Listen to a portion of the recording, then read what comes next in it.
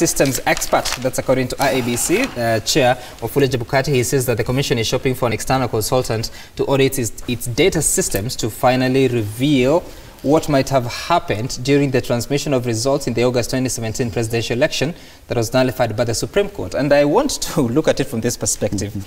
We had an election in this country on the 8th of August 2017, and there was a Supreme Court petition, and it was decided upon on the 1st of September, or was it 2nd of September 2017, and led to that repeat election.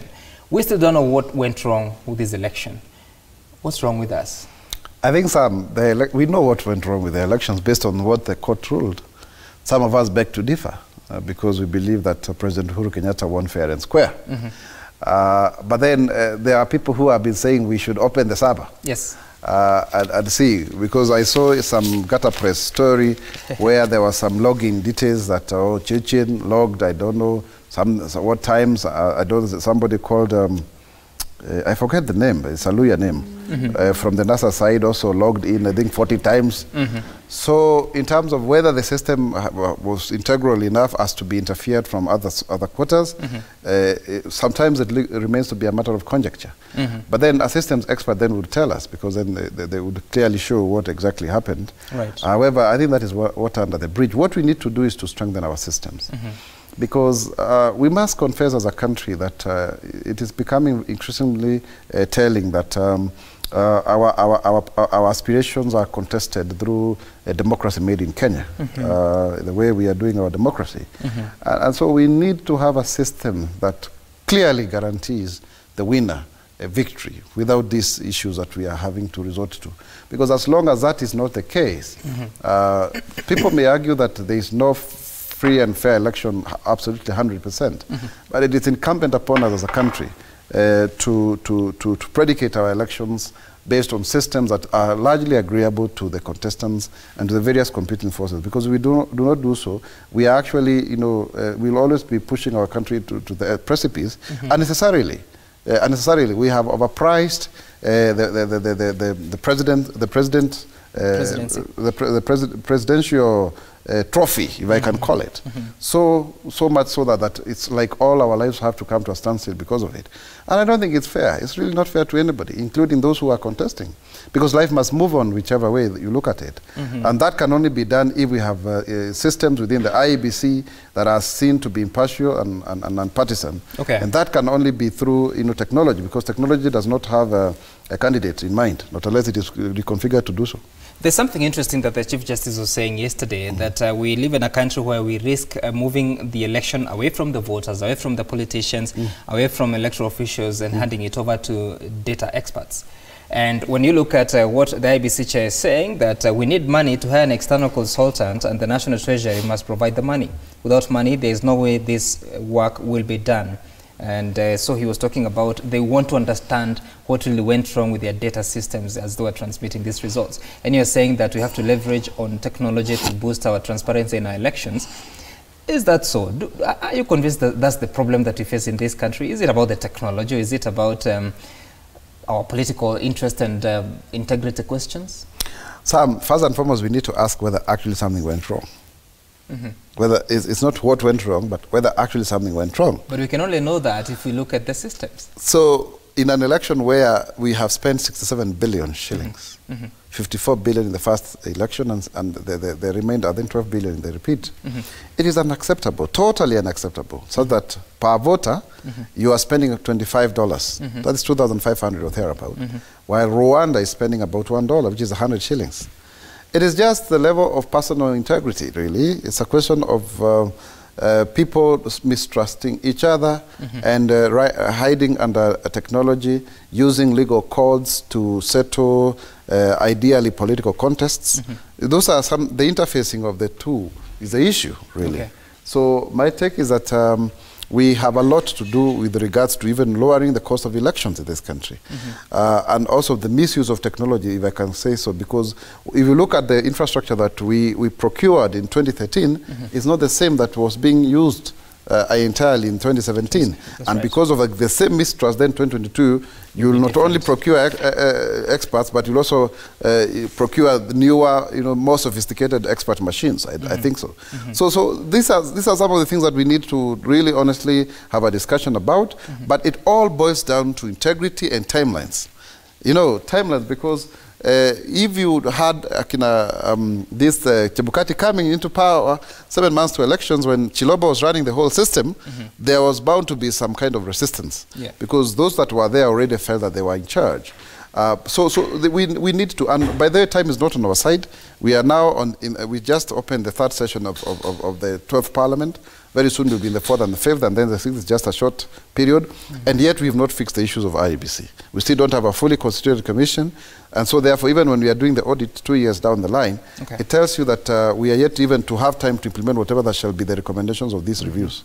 Yes. Of course, we'll have a more detailed discussion with the IEBC chairperson when it comes to daybreak this morning. But first, I see the Chief Justice, former Chief Justice, Dr. Willy Mutunga, before he left office, he had proposed that the period for hearing a presidential election petition should be raised from 14 days to 1 month. And now yesterday, he was reiterating that position, saying that we need 16 more days to allow the Supreme Court and also the parties to ventilate about the issues of concern and give a more useful judgment coming from that.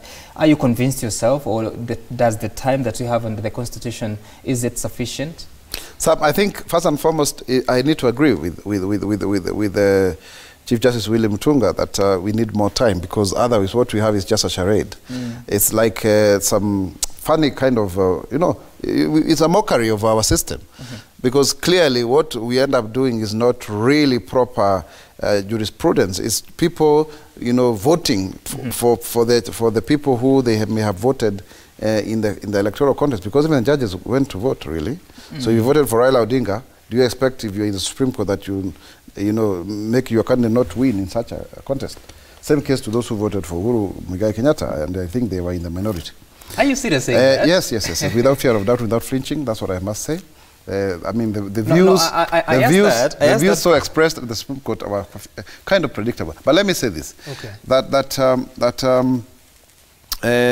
I find it as a misnomer that of all the elections, it's only the presidential election where you are not first sworn in, then you procure a petition. For me, I think that's not fair. It creates the country to be in a very precarious position. We are all in limbo. So my ideal situation would be you first get the person sworn in, then you canvass the matters in court. If it is so nullified, so be it. But the idea of having a situation where you are not so sure who is a president, it's not right. It's not okay. No, because even as we speak right now, there are some matters that are still in the Supreme Court, like the case of the governor for Wajir.